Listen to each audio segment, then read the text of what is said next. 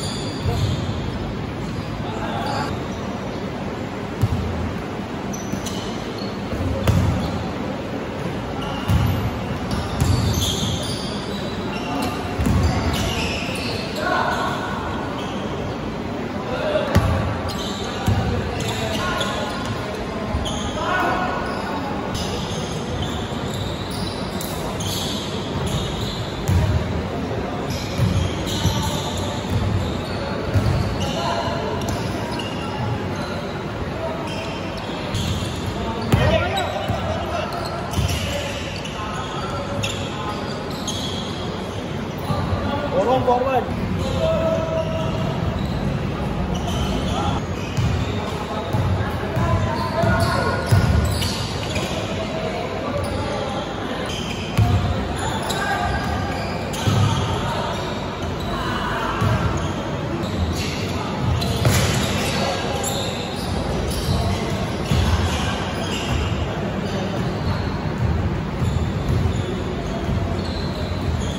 So yun mga sir, bago nga pala dito mangyari yung initan, ay na-injury nga dito yung tropa. Ito rin talaga yung part na kinakatakutan ko. Yung maapakan mo yung paa ng sasabay sa'yo. Subukan nating slow-mo.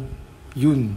Sa pool. Ang lala din talaga ng bagsak dahil nawala na rin siya ng balanse. Get well soon bro. Magpagaling ka para makalaro ka na ulit. Pero respect pa rin, sports pa rin talaga yung pinakita nila dito. So dito na nga tayo sa nagkainitan na tropa. Kung paano nga ba nagsimula yung initan nila.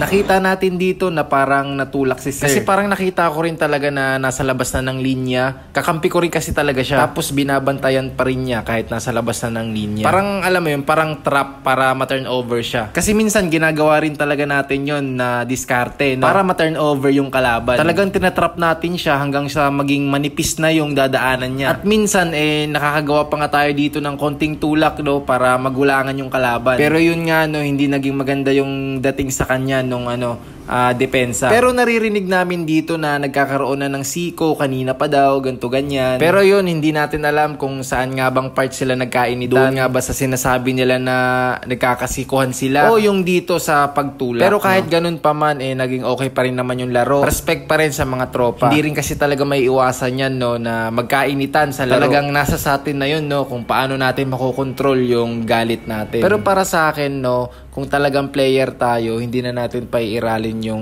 init ng ulo. Umiwas na lang tayo sa away at gulo at habaan na lang din natin yung pasensya para hindi na mangyari yung mga ganitong sitwasyon. Nagkainitan pero after game, sports pa rin. Peace at manghingi ng sorry sa isa't isa. So yun lang mga sir, maraming salamat. Nice game sa atin lahat. At syempre, abangan nyo na lang yung mga highlights nyo. Idadrop natin yan dito. Yun lang mga sir, maraming salamat. God bless.